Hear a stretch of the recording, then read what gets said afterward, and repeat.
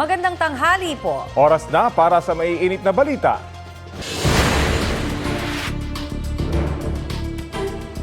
Mainit na balita, hinihingi ng Office of the Ombudsman ang listahan ng media personnel na nasa Senado noong May 13 hanggang 14. May 13 po ng gabi nang magkaroon ng pamamaril sa loob ng Senate building.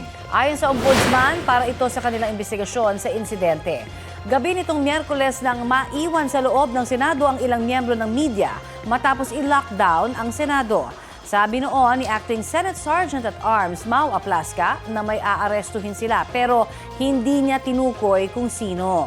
Kasunod na nito ang nangyaring pamamaril sa loob ng gusali at pag-alis sa gusali ni Senador De La Rosa kinabukasan ng madaling araw, ilang oras matapos ang pamamaril.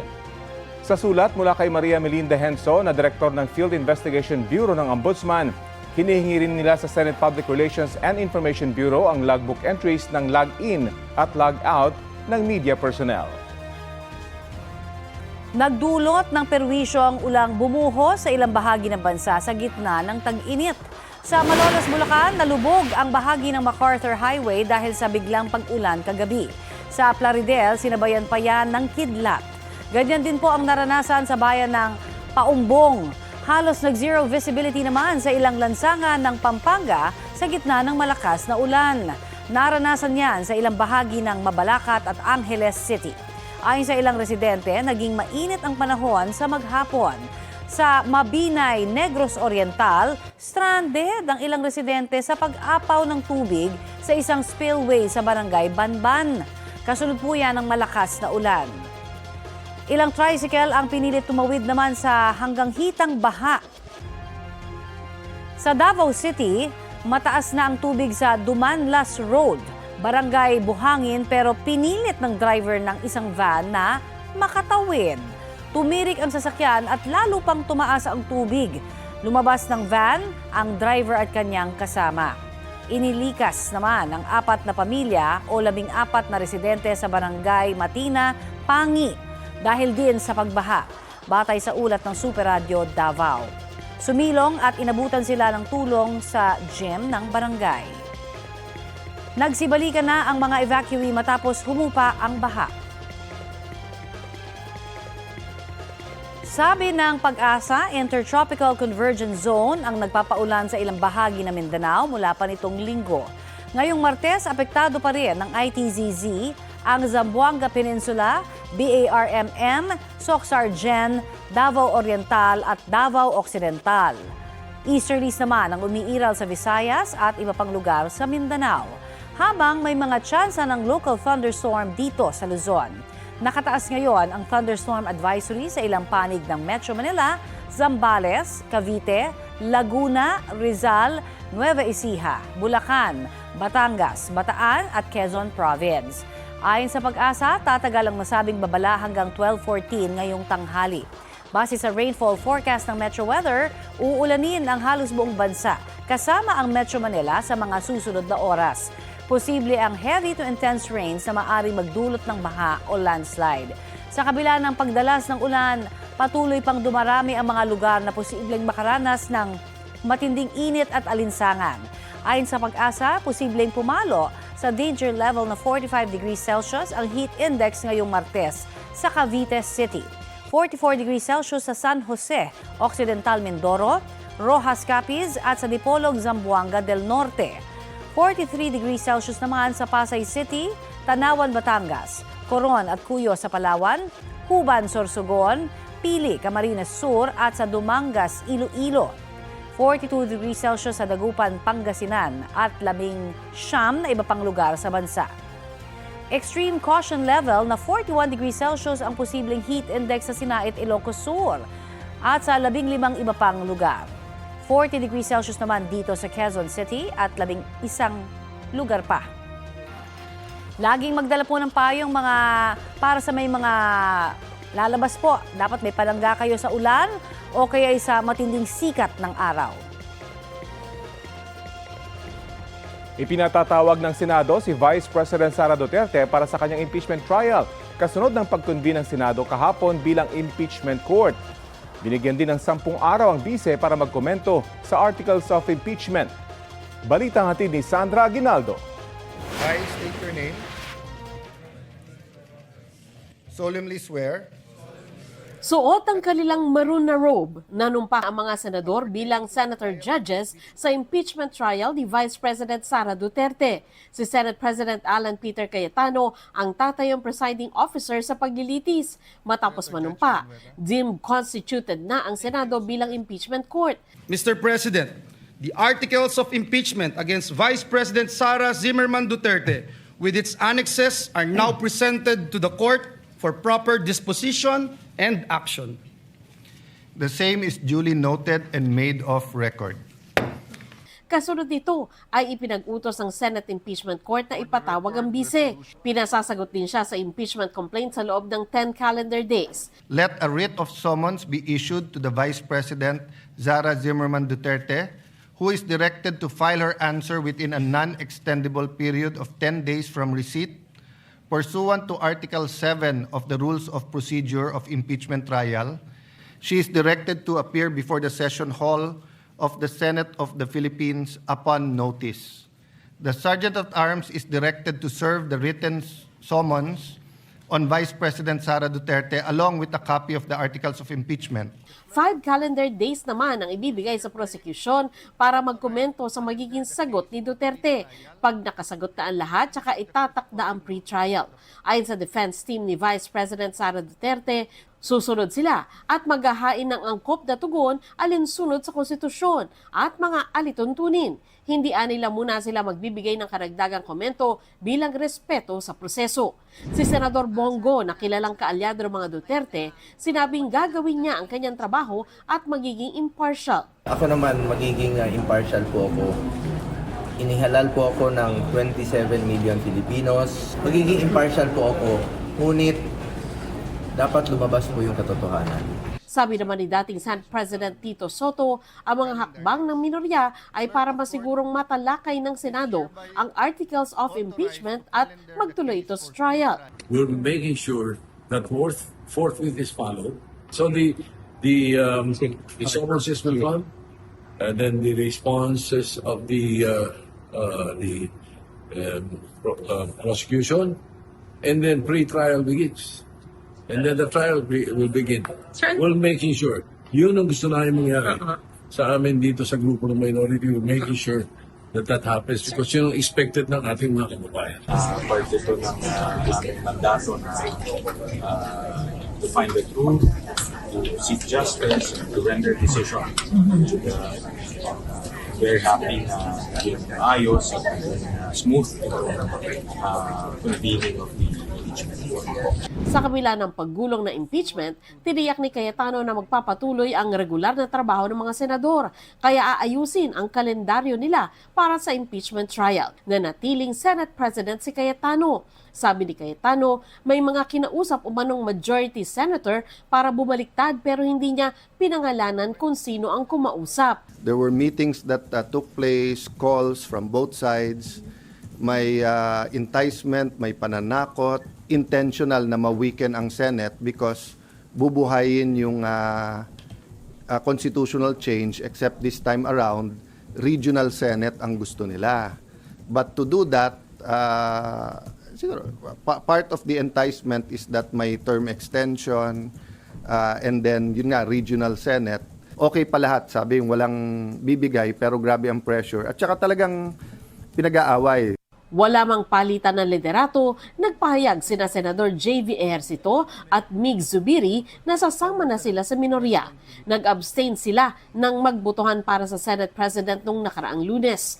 Ayon kay Ejercito, inalok siya noong maging Senate Majority Leader kung sasama siya sa grupo ni Cayetano. I'd like to thank Mr. President for the trust and honor that I was offered to become the majority leader. But as I have mentioned to you personally, that as of this time, I would rather maintain my independence. I also recognize that you will say that you will be our number 14, but until the time that we vote, any member, we have to respect their decision and always ascribe good faith. Natauhan ako, nagulat ako para sa institusyon na ito.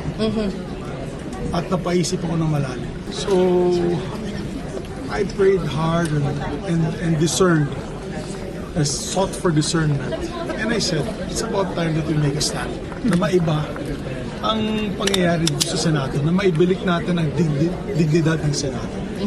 For the first time in the history, nagkaputukan dito. May napipisil naman daw si Zubiri para maging Senate President. May I just say, this is my candidate for Senate. Sa ngayon, may 13 miyembro ang mayorya, habang 11 ang minorya na pinamumunuan ni Senador Tito Soto. Nang matanong kaugnay nito si Soto, Did you feel frustrated about what happened a while ago na hindi nyo na-meet yung 13? Wala naman kami usapan ganun eh. Wala pong gano'n. Spekulasyon pa lang yun.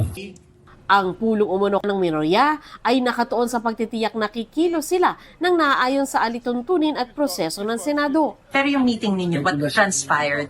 We're making sure that the minority will act accordingly. We'll make sure that the procedures are followed. That was the reason of your meeting prior to the session. Yes, Oo. yes. So did you meet what you aimed for in your meeting? Huh? Did you meet what you aimed for in your meeting?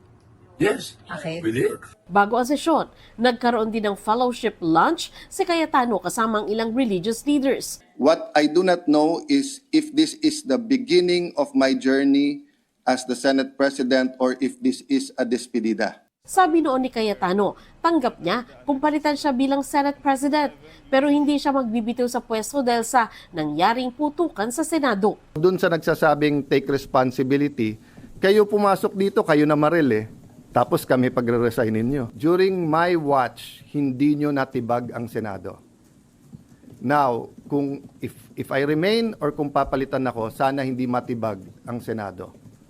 The Senate is a target, di ba? Because we are the last line of defense sa pagdating ng hindi impartial na impeachment. We're the last line of defense sa budget. We're the last line of defense sa charter change. We're the last line of defense sa kung merong gustong yumurak o sumira sa ating democracy. Nagbitiw naman sa pwesto si Senate Secretary Dong Mendoza.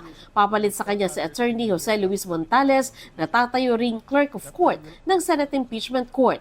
Dating City Administrator ng Taguig City si Montales. Sandra Aguinaldo nagbabalita para sa GMA News. Sinimitin na ng Kamara sa Senate Impeachment Court ang listahan ng 11 House prosecutor sa impeachment trial ni Vice President Sara Duterte. Batay sa formal entry of appearance na inihain ng House Secretary General, si House Justice Committee Chairperson Jervil Luistro ang magsisilbing lead public prosecutor. Bahagi rin ng prosecution panel sina Representatives Laila De Lima, Shel Jokno, Terry Ridon, Joel Chua, Isabel Zamora at Lawrence Defensor. Gayun din sina Representatives Kaka Bagao, Jonathan Keith Flores, Lordan Suwan at Ramon Rodrigo Gutierrez. Sinabi ni Kabataan Party List Representative Rene Con na isa siya sa mga tagapagsalita ng House Prosecution Team. Ayon kay House Prosecutor Ridon, susunod na papangalanan kung sino ang magiging impeachment manager. Ang impeachment manager daw ang makikipag-ugnayan sa Senate Impeachment Court, gayon din sa private at public prosecutors. Abiso mula sa NGCP, itataas ang yellow alert sa Visayas Grid mamayang hapon at gabi. Magsisimula ang yellow alert simula alas 3 ng hapon hanggang alas 9 ng gabi. Itinataas ang yellow alert kapag manipis ang reserbang kuryente na posibleng magkulang kung magka-emergency. Kasunod ng mga kanaranasang rotational brownout sa ilang lugar sa Luzon at Visayas, pinaiimbestigahan sa Kamara ang pagpalya ng transmission lines ng NGCP. Apektado raw kasi nito ang halos 4 na milyong consumers sa Metro Manila at ilang kalapit na probinsya. Bigurin umano ang NGCP na i-report ang pumalyang transmission lines sa Department of Energy at Energy Regulatory Commission na dapat ginawa alinsunod sa Philippine Grid Code. Wala pang pahayag kaugnay nito ang NGCP.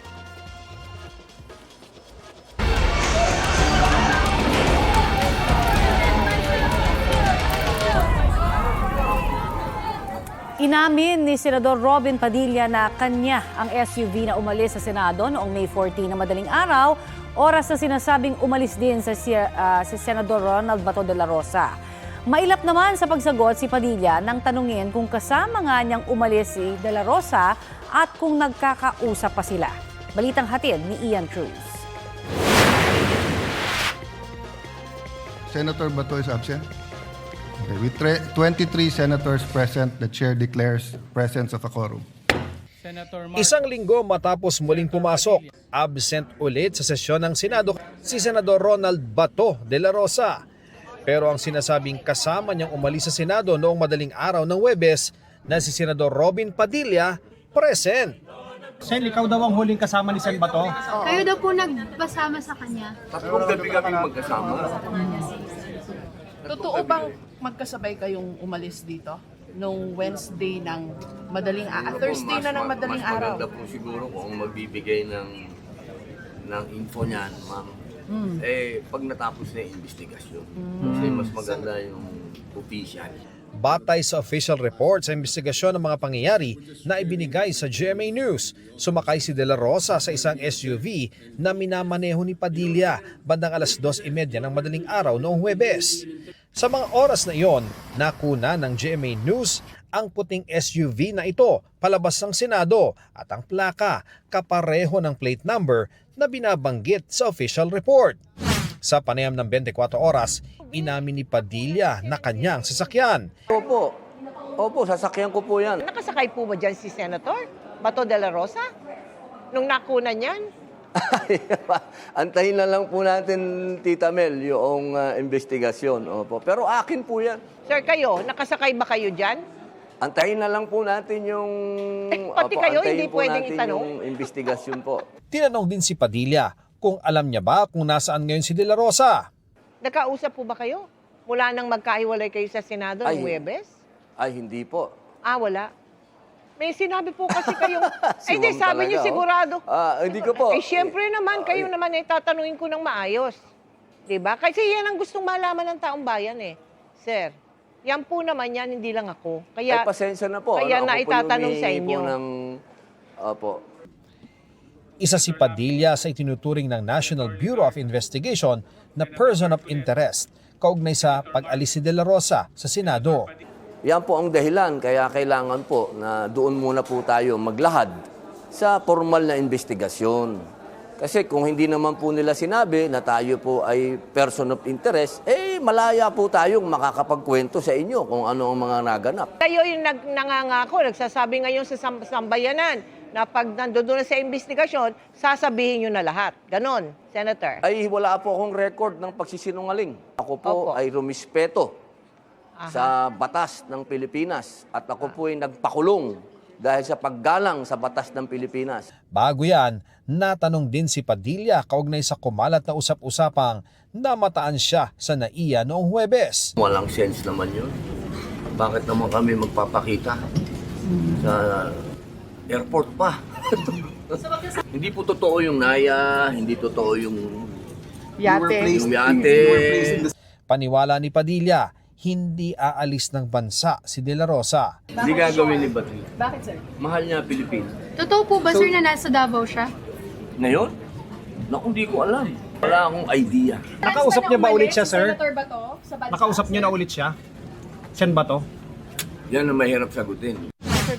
Sa panayam ni Jessica Soho noong Miyerkules, bago magkaputukan sa Senado, sinabi ni De La Rosa na lumutang siya sa Senado matapos ang 6 na buwang pag-absent dahil tinawagan siya ni Cayetano. Tinawagan ako ng aking mga kasamahan na kailangan andito ako sa Senado para sa butuhan. Tungkol saan daw yung botohan? Change of leadership ng Senado. So kung hindi ako magdating, hindi namin makuha yung leadership dahil ako ang pang-13th vote. Pwede mo malaman sino tumawag po sa inyo? Si Senator Alan Cayetano, yung aming majority leader. Pero nagulat daw siya na may naghihintay na sa kanyang mga tauhan ng NBI. Alam niyo ba na may mga naghihintay sa inyo? Ay kung alam ko na may nag-aabang, hindi na ako papasok. Pagpasok ko, doon sa pintuan, sa gilid may mga nakaupo. 2 babae, tsaka may mga lalaki. Akala ko mga staff lang yun na senador o kaya mga driver na senador. Pagdaan ko, tumayo sila, hinarang ako. Sir, NBI kami. hinawakan yung braso ko. So nagpumiglas ako. Piglas ko gano'n, takbo na ako, habulan na kami hanggang nakarating ako sa session hall. Overspeeding, run for your life yung ginawa ko eh. Noong nakaraang linggo, sinabi ng Pangulo na wala siyang utos na arestuhin si De La Rosa. Pero ayon sa Malacanang, maaari yang magbago depende sa magiging pasya ng Korte Suprema. Iginagalang po ng Pangulo at ng administrasyon ang nakabingbing kaso sa Supreme Court. Ngunit, hindi kailangang tumakas palabas ng bansa si Senator Bato de la Rosa. Kapag siya ay nagtangka, ayon na rin sa DOJ, siya ay huhulihin. So kung yun po ang posisyon ng Pangulo last week, pwede po ito magbago depende sa magiging development sa pending na petisyon sa Supreme Court. Opo. Ian Cruz nagbabalita para sa GMA News. Hindi raw kumbinsido ang Malacanang na may tuturing na pag-atake sa Senado nang magkaroon ng putukan doon noong May 13. Ayon kay Palace Press Officer Undersecretary Claire Castro, hindi inatake ang Senado batay sa mga pahayag ng National Bureau of Investigation at Philippine National Police. Si Senate President Alan Peter Cayetano lang daw ang nagsabi nito. Sabi ni Castro, dismayado si Pangulong Bongbong Marcos sa pagkawala ni Senador Bato de la Rosa mula sa protective custody ng Senado. Mas maganda raw na sumuko si de la Rosa lalo't may valid anyang arrest warrant mula sa International Criminal Court. Iginagalang naman daw ng administrasyon ang hinihintay pang desisyon ng Korte Suprema kaugnay sa ICC warrant laban sa senador. At kaugnay sa pamamaril sa Senado at sa pag-alis ni Senador Bato de la Rosa, makakapanayam natin si Palace Press Officer Undersecretary Claire Castro. Magandang umaga at welcome po sa Balitang Hali. Magandang umaga, Rafi, at magandang umaga sa lahat ng mga kababayan natin sumusubaybay sa inyong programa. Opo, sabi niyo nga po, dismayado yung Pangulo sa nangyari sa Senado. Ano po exactly yung ikinidismaya ng Pangulo? Unang-una, of course, ang Senado ay parte ito ng gobyerno. At kung magkakaroon ng ganong kaguluhan, hindi lang naman ito makaka-apekto sa Senado, makaka-apekto ito sa buong bansa. At nakita natin kung paano ito naibalita globally. At definitely makaka-apekto nito sa ekonomiya. So, hindi naman kinakailangan magkaroon ng ganung kaguluhan kung tama lang ang pagmamanage ng nangyari dito sa Senado. Dahil makikita naman natin, hindi lamang sa ulat ng NBI at ng PNP, kundi na rin pati mga reporters na nagsabi na walang balak pumasok ang NBI agent papunta sa Senado. Maliwanag po yan dahil ang ginagawa lamang po ng NBI agent doon ay humiling ang GSIS General Manager Veloso na mag-secure ng kanilang GSIS premises dahil nga maraming nagkakagulo na dahil nagtawag pa nga itong si Senator Bato ng peaceful rally diyan sa vicinity ng GSIS at ng Senado. So gusto lamang nila na hindi maging labas-masok ang tao doon sa sinasabi nating entry point na kung papasok ka ay manggagaling lang talaga sa Senado dahil ang manggagaling mula sa GSIS ay hindi makakapasok doon sa lagusan na sinasabing gustong buksan di umano ng NBI agent. So maliwanag naman na walang balak ang NBI agent na pumasok sa Senado. Nung mangyari po yung putukan, bago na po yung liderato ng Senado, ang sinasabi niyo po ba sila yung partly to blame kung bakit nagkaroon ng kaguluhan yung bagong liderato ng Senado, hindi nila na-control yung sitwasyon? Sa kanilang mga sinisiwalat during sa kanilang Facebook live stream, yung kanilang pagbi-video, sinabi nila na tinawagan na nila finally si NBI Director Atty. Matibag. At that time na nagkakaputukan. Unang-una, kung ang purpose lang nila is for security or safety, tambak ang miyembro ng PNP doon at Marines. Pangalawa, hindi ba dapat mas tinawagan ito earlier? Dapat tinawagan ito earlier si Atty. Matibag nung hindi pa nagkakaputukan. Nung sinabi ni Sergeant at Arms General Mau na Aplaska na may sighting siyang nakikita na NBI na nakaarmas.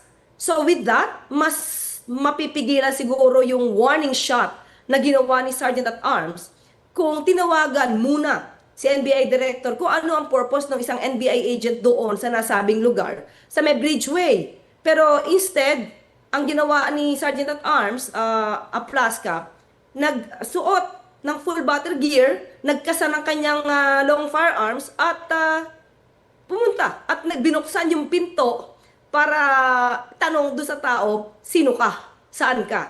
So, di ba, hindi naman magkakaroon ng warning shot o magkakaroon ng putukan. Kung hindi naman niya binuksan yung pinto, pinasecure na lang sana niya yung sinasabing pinto. Kung iniisip niya may papasok. When in fact, sabi nga ng mga reporters, walang bala pumasok dahil pinapasara nga ng GSIS yung pinto. Pinapalak.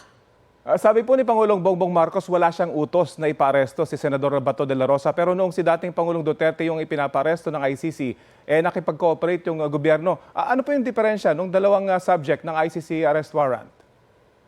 Actually, ito sinasabi kasi nila, no? Ito ha, iba kasi yung May 11, iba yung May 13 ha.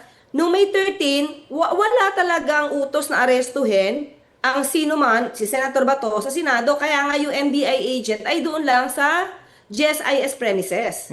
So, pero inamin naman ng DOJ,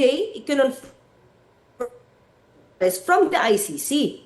So, ang difference, sa ngayon, dahil may Supreme Court pending petition sa Supreme Court, so iginagalang ng Pangulo kung ano ang magiging resulta nito.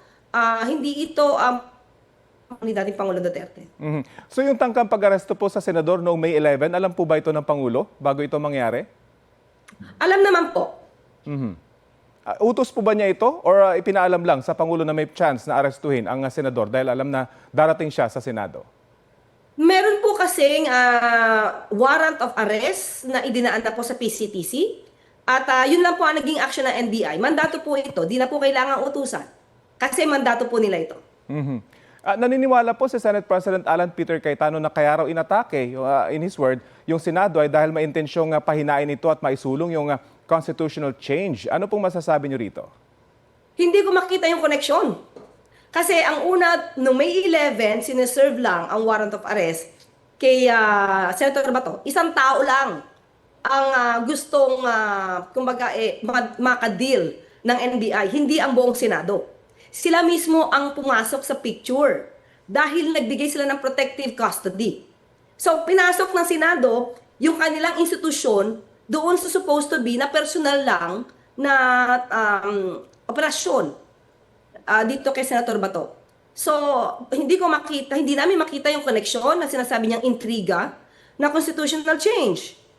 So, wala naman siyang binigay na detalye. Pero intriga yan, mahirap paniwalaan. So, unang-una, bakit ba nagkaroon ng pagtawag kay Senator Bato? Hindi ba intentional din naman nila na mapalitan ang liderato? So, personal yon. Pangalawa, ang purpose is for the impeachment. Personal din yon. So, anong i-connect niya doon sa sinasabi di umano na intriga ng constitutional change? So, wala pong ganun. Hindi po yung totoo. For the record, meron ho bang isinusulong nga na constitutional change at pagpapalawig sa termino? Hindi po yan ang pag-uusapan. Sa palasyo, hindi po yan napag-uusapan. Sa anumang meeting, hindi po yan napag-uusapan. Sa totoo lang po, noong mga unang taon ng Pangulo, hindi po yan, sabi niya, ang constitutional change ay hindi ito sagot sa ating mga issues ngayon. Pero nung sinusulong mismo, kung di tayo nagkakamali, at that time si Congressman Richard Gomez at saka ni Senator Robin Padilla mismo ang nagsusulong ng constitutional change with regard to economic provisions. So, yung pagpapalawak or pagpapa-extend ng term, wala po yan pag-uusapan. So, hindi ko alam kung saan hinuhugot ni Senator Alan Cayetano yung sinasabi po niya. Siguro kung makakapagbigay po siya ng anuman detalye, at least magkakaroon po tayo ng basihan. Finally, nag-convene na nga po yung Senate Impeachment Court. May mensahe po ba kayo para kay Vice President Sara Duterte na ilang beses hindi umattend doon sa pagdinig sa Kongreso? Si Vice Presidente naman ay nagsusulong di umano ng transparency and accountability. Kung naniniwala siya sa transparency and accountability, harapin niya po yung mga ibinibintang at inaakuso sa kanya. May iba naman po ako ng issue. Natapos na po nitong Mayo yung appointment ban para sa mga tumakbo ng eleksyon 2025. May inaasahan po ba tayong rigudon o mga bagong papasok o magbabalik sa gabinete ng Pangulo? Tignan na lamang po natin. Sa ngayon po ay wala pang ibinibigay sa ating update, pero tignan po natin. Abangan na lang po natin. At very quickly po, yung mga acting po na mga kalihim, ano po magiging proseso dito? Ay sasalang na po ba sila sa process? Kasi hanggang ngayon, puro acting pa lang po itong mga marami sa mga kalihim na mga departamento. Sa ngayon po ay hindi po ako maaari magsalita at baka mapangunahan ko ang Pangulo. Sa ngayon po kasi meron naman po silang 1 year na pwedeng maging acting secretary. So, hindi pa naman po yung lumalagpas. Okay, maraming salamat po sa oras na binahagi nyo sa Balitang Hali. Maraming salamat, Rafi. Maraming salamat sa ating mga kababayan. And po si Palace Press Officer Yusek Claire Castro. Susubukan kunin ang pahayag ng mga personalidad na nabanggit ni Undersecretary Claire Castro.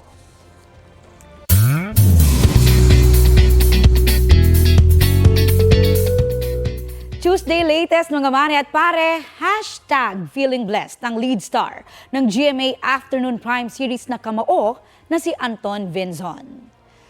Chika ni Anton sa inyong kumare sa kanilang media conference, challenging man ang responsibility at pressure sa role niyang si Makisig Makmak Batumbakal. Mas nangingibabaw daw ang pagmamahal niya sa kanyang craft. Extra special nga raw ang project dahil dream come true na makatrabaho niya ang veteran actor at amang si Roy Vinzon. Ano naman kaya ang reaction dyan ni Roy? Mas excited ako dahil hindi ko inaasahan to talaga. Nung sinabi niya kanina, di ba, natupad ng pangarap niya, yung pangarap niya natupad na, sabi ko, surprise ako doon. Present din sa MediaCon kahapon ang iba pang cast members ng serye sa pangunguna ni Naomi Austria, Wendell Ramos, Neil Ryan Sese, Bruce Rowland, Shanti Vedela at Katrina Halili. Makakasama rin sa kamao sina Andre Paras, Therese Malvar, Matt Lozano, Abdul, Marcy, Hellboy at Myong, at si Ewan Mikael bilang Young Makmak. Isa sa highlights ng MediaCon ng reveal sa first solo billboard ni Anton sa labas ng GMA Network Building. Mapapanood na ang kamao sa susunod na Lunes, May 25 sa GMA Afternoon Prime. Talagang blessing ang binigay po sa akin ng proyekto na to at yun po talaga malaking responsibilidad. Yes, alam ko yun. Pero siyempre sa set may halong kaba, may halong pressure, may halong challenge, pero nangingibabaw pa rin yung pagmamahal ko sa ginagawa ko po. Patay ang isang ginang matapos mahulugan ng malaking bato ang kanilang bahay sa Rodriguez, Rizal. Base sa investigasyon, bumagsak ang bato nang gumuho ang lupa kasunod ng pagulan doon Linggo ng umaga. Kwento ng kanyang mga kaanak, iniligtas ng babae ang kanyang 2 anak nang magbagsakan ng bato ang kanilang bahay. Dinala siya sa ospital pero idineklarang dead on arrival. Sugutan naman ang 2 niyang anak. Nang aking puntahan ng kanilang tahanan, kita ang butas sa magkabilang pader ng kanilang sala. Nagkapira-piraso rin ang ilan sa mga gamit ng pamilya. Kwento ng asawa ng ginang, nasa trabaho siya noon nang mangyari ang insidente. Nagulat nga po kami sa ganun kalaking bato, bakit gumulong sa dyan na sa bahay pa namin dumaan. Yung nanay lang po talagang nag-sacrifice sa 2 niyang anak. Binuwis niya yung buhay niya. Yung rinig din ni mama na sumisigaw dito, ginilid niya kami 2, tapos babalikan sila ate. Paglabas niya, nagulungan siya ng bato. Sa inisyal na pagsusuri ng barangay, may mga bato pa sa taas ng bundok na posible ring dumausdos. Kaya payo ng mga opisyal ng barangay, mag-evacuate muna ang mga residente habang hindi pa ito nakikita at na-assess ng DENR. Connie, napagkasunduan ng Department of Agriculture at ng mga stakeholders na magtakda na tinatawag na suggested retail price sa presyo ng local rice sa halagang 53 pesos kada kilo. Pero sa ngayon, wala pang eksaktong petsa kung kailan yan ipatutupad. Ang balitang yan ay kasunod ng pagpapatupad ng price cap sa imported na bigas simula nitong May 14. Sa susunod na linggo pa ang full implementation ng price cap sa imported na bigas. Pero ngayon pa lang, nagwa-warning na ang Department of Agriculture sa mga rice retailers na lagpas sa price cap ang presyo. Umaabot ng 60 pesos ang kilo ng imported rice sa ilang pwesto sa Paco Market sa Maynila na inikot natin kanina kasama ang DA. Mahinahong kinausap ng mga opisyal ng DA ang mga retailers na hindi na dapat umaabot dito ang presyo dahil umiiral na ang price cap na 50 pesos para sa imported na bigas. Pero sa susunod na linggo, bibigyan na ng notice of violation ang mga makikitang lalabag dito. Paliwanag ng mga retailers, mahal pa raw kasi ang kuha nila sa kanilang mga supplier. Kaya naman mungkahi ng DA, isoli ito sa mga supplier at bigyan sila ng bigas na maaari nilang ibenta sa halagang 50 pesos kada kilo. Nagbigay na rin ng leaflet ang DA na may may mga impormasyon tulad ng mga brand ng imported rice na dapat ay 50 pesos na lang. 30 days muna ang implementation ng price cap pero tinitingnan din daw nila kung posible pang ma-extend ito kung kinakailangan. Samantala, Connie, nandito tayo ngayon sa Agora Market sa San Juan kung saan meron naman mga rice retailers na nakakapagbenta ng imported na bigas sa halagang 50 pesos kada kilo. Pero may ibang mga bigas pa sila na mas mataas ang kanilang benta dahil nabili pa raw nila ito sa mas mahal na puhunan. Connie? Maraming salamat, Bernadette Reyes. Epektibo na ngayong araw ang dagdag bawas sa presyo ng ilang produktong petrolyo. Ayon sa Department of Energy, may 2 pesos and 82 centavos na dagdag presyo sa kada litro ng diesel. 1 peso and 21 centavos naman ang dagdag sa kada litro ng gasolina. Habang sa kerosene, may rollback na 2 pesos and 21 centavos kada litro. Ayon sa DOE, isa sa mga nakakaapekto sa paggalaw ng presyo ng produktong petrolyo ang sitwasyon sa Middle East.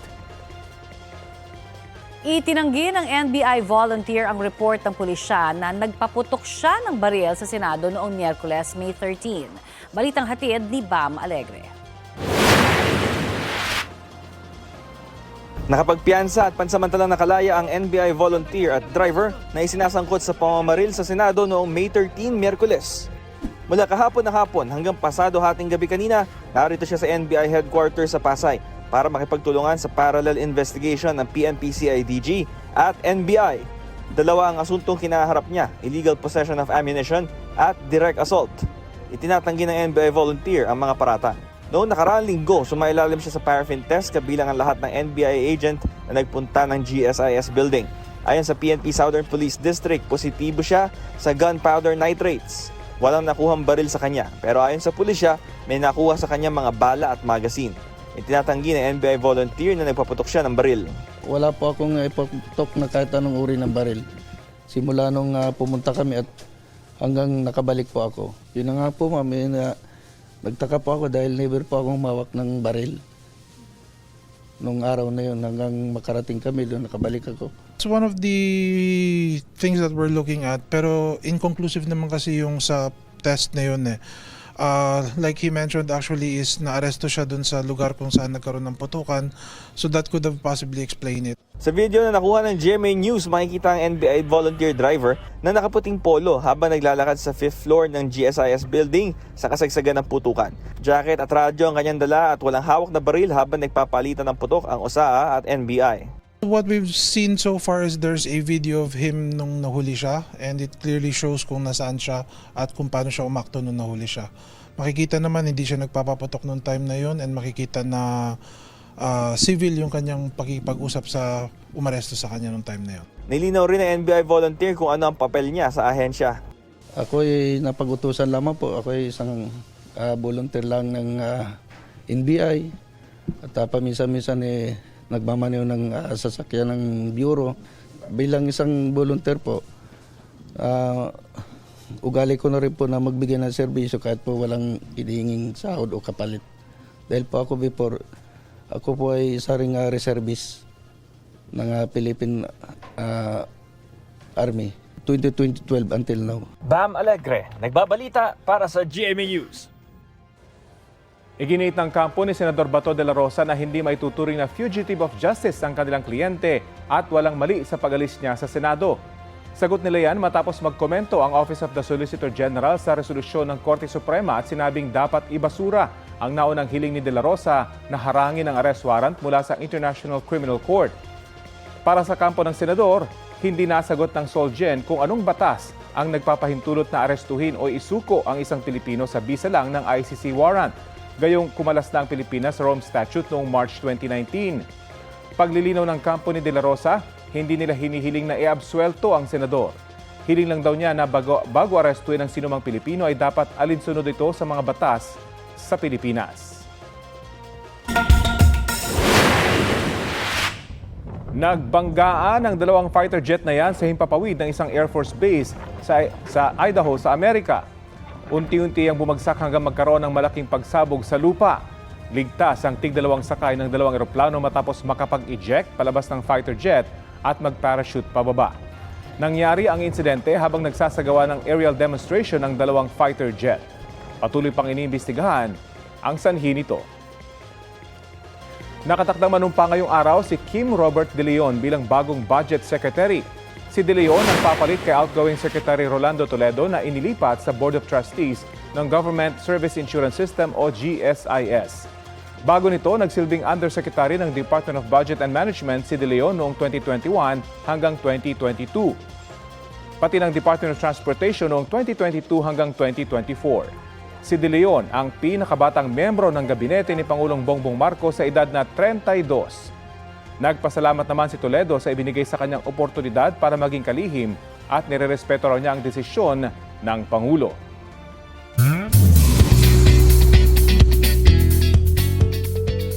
Dumalo ang ilang opisyal ng GMA Network sa Manila Networking Event 2026 ng Asian Academy Creative Awards. Kabilang dyan si GMA Network Senior Vice President at GMA Films President Attorney Annette Gozon Valdez na nasa likod ng award-winning films na Firefly, Green Bones at Balota. Pati na si 2024 at 2025 AACA Best Screenplay National Winner at Public Affairs Senior Assistant Vice President Angeli Atienza. Sina Gozon Valdez at Atienza ay kabilang sa mga speaker ng roundtable discussion na tumalakay sa temang Local Stories, Global Opportunities. Ibinahagi ng speakers kung paano mas mapagaganda at maisusulong ang mga local content para tangkilikin. Hindi lang ganda ng material ang dapat pinagtutuunan ng pansin, pati na ang innovation sa paggawa ng content. Importante rin daw ang collaborations para mas lumawak ang kaalaman sa paggawa ng content. Nagbigay ng opening remarks si AACA Ambassador for the Philippines at GMA Network Vice President for Entertainment Group, Gigi Santiago Lara. Nasa event din ang ilang Kapuso officials. The mindset of the viewers have to change. We must love our own. We have to love what is locally produced. And of course, may responsibility nga ang producers na, okay, we have to give very, very good material. We have to come out with very, very good, high-quality movies para naman magustuhan talaga and magka-confidence yung mga manonood natin na tumangkilik at magmahal sa mga gawa ng Pilipino. Inirekomenda ng Department of Justice sa Office of the Ombudsman na kasuhan sina Senador Jinggoy Estrada, dating DPWH Secretary Manny Bonoan at iba pang dating opisyal ng DPWH. Kaugnay po yan sa ilang questionable flood control projects. Mga kasong plunder, graft, direct bribery at corruption of public officials ang mga inirekomenda ng National Prosecution Service ng DOJ laban kina Estrada at Bonoan. Pinakakasuhan din ang iba pang mga taga-DPWH na sina Engineer Manny Bulusan, Bong Dinglasan at Benril Cesar Cortuna. Pati ang isang Arturo Gonzalez Jr. at iba pang sangkot na hindi pa tukoy ang pagkakakilanlan. Bilang state witnesses, hindi na pinakakasuhan sina dating DPWH Undersecretary Roberto Bernardo, dating DPWH Bulacan 1st District Engineer Henry Alcantara at dating DPWH NCR Regional Director Gerard Opulencia. Hindi na pinakakasuhan si dating DPWH Undersecretary Maria Catalina Cabral na pumanaw nitong December 2025. Lumabas sa investigasyon ng DOJ ang umano'y kalakarang 30% na kickback sa flood control projects batay sa mga testimonya ng mga insider o umano'y kasabwat sa proyekto. Pag-aaralan pa ng Office of the Ombudsman ang mga natuklasan sa investigasyon ng DOJ. Sabi ni Senador Estrada, kakausapin niya muna ang kanyang mga abogado tungkol sa mga inirekomendang kaso ng DOJ laban sa kanya. Sinisikap ang kunin ang pahayag ni Bonoan at iba pang pinakakasuhan. Muling sumadsad ang halaga ng piso kontra dolyar. Sa pagsasara ng palitan kahapon, bumaba sa 61 pesos and 75 centavos ang kada isang dolyar. Ikatlong sunod na araw na itong nagsara sa all-time low mula noong Huwebes. Ayon sa ilang eksperto, nakaapekto ang mga nangyayari sa politika sa Pilipinas, kabilang ang kaguluhan sa Senado noong nakaraang linggo. Ayon sa Bangko Sentral ng Pilipinas, kumikilos sila hindi ayon sa partikular na level, kundi kapag may malaking pagbabago sa halaga ng piso. Hulikam ng ang pangmamaltrato sa isang bata sa Taguig. Umiiyak ka?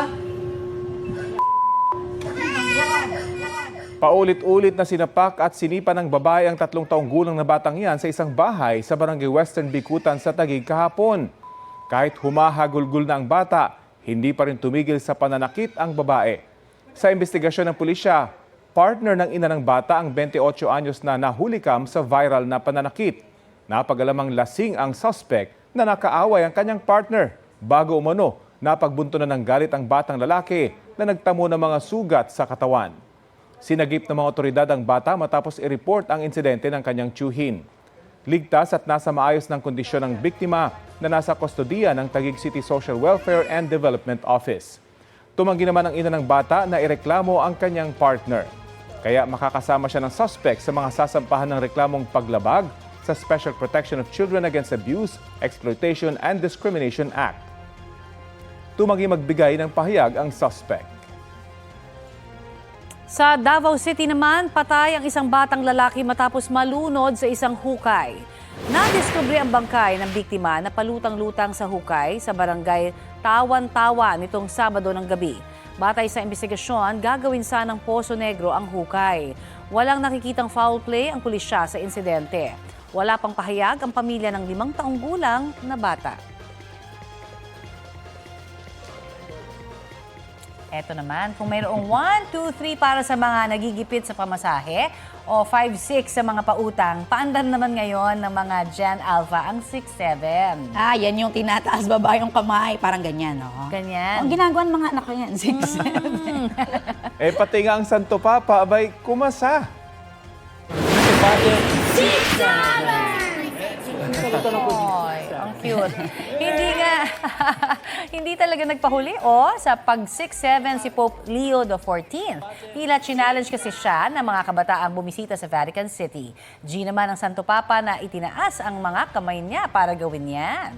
Slang expression ng 6'7" na ginagawa ng mga nasa Generation Alpha o yung mga ipinanganak ng taong 2010 hanggang 2024. Wala siyang ibig o iisang ibig sabihin. Depende na lang kung paano mo gagamitin. Pwedeng ibig sabihin yan ay so-so o medyo-medyo lang. Sa parehong araw din inulunsad ng Santo Papa ang Vatican AI Commission bilang tugon naman sa laganat ng paggamit ng artificial intelligence. Inanunsyo yan ni Pope Leo bago ang kanyang unang encyclical na inasang tatalakay rin sa epekto ng artificial intelligence. Ganun pala yun. 6'7". Now we know. Now we know. Yan po ang maiinit na balita ngayong tanghali. Ako po si Connie Season. Rafi Timo po. Kasama nyo rin po ako, Aubrey Carampel. Ito po ang GMA News. Walang kinikilingan, walang pinoprotektahan. Noon at ngayon, serbisyong totoo.